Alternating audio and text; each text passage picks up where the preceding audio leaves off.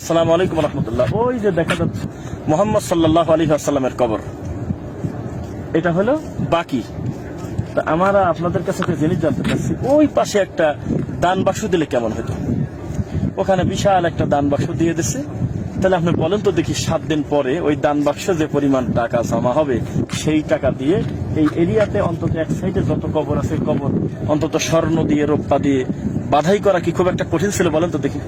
না, অবশ্যই করা যেত। ওখানে দান বাক্স দেওয়া, মানত করা, ছাগল মুরগি নিয়ে আসা তো দূরের কথা, আল্লাহ নবীর কবরের দিকে ইশারা করে, হাত তুলে মোনাজাত করে, মাথা নত করে এরকম করুক তো দেখি। ওখানে পিটানোর জন্য পুলিশ রেডি করা আছে, লাঠিয়াতে পুলিশ আছে, লাঠিয়াতে করে পুলিশ দ্বারা আছে, তাই না? তাই এই হলে পরিস্থিতি।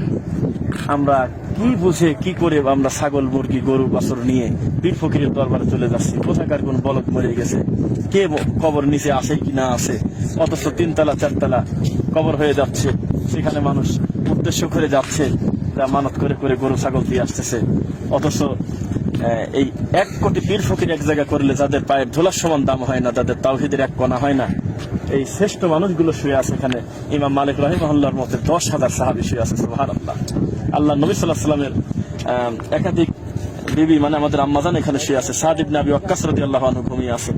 এত সুন্দর জায়গা, অথচ একটা কবর বাধাই করা না, নাম লেখা না, কিছু না, কোন রকম একটা পাথর দিয়ে চিহ্ন করে রাখা, কোনো খোদাই করা না, কোনো নাম লেখা না।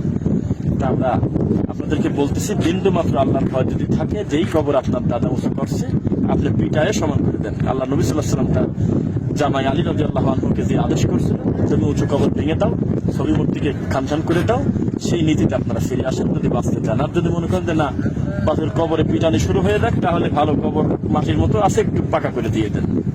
শিক্ষা গ্রহণ করেন, এটা আপনাদের দেখাচ্ছি। ওইটা হলো আল্লাহ নবীর কবর। যদিও কবর বললে আপনারা বিয়াদবি মনে করেন, সবুজ কখন লেখাই আছে কবরের নবী, আপনারা যেটাকে বলতেছেন রওজা মোবারক, ওটার আসলে রওজা না, মা বাইনা বাইতি ও মিম্বারি রওজা তুমি রিয়াদের জান্নাহ, ওখানে লেখাই আছে রওজা কোনটা।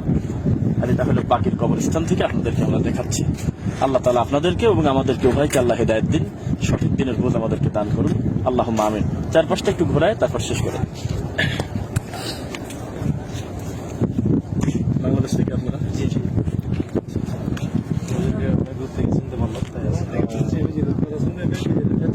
রাজশাহীর মানুষ আপনারা? কি বলে জামাই? হ্যাঁ হ্যাঁ হ্যাঁ, জামাই এবার গেছি।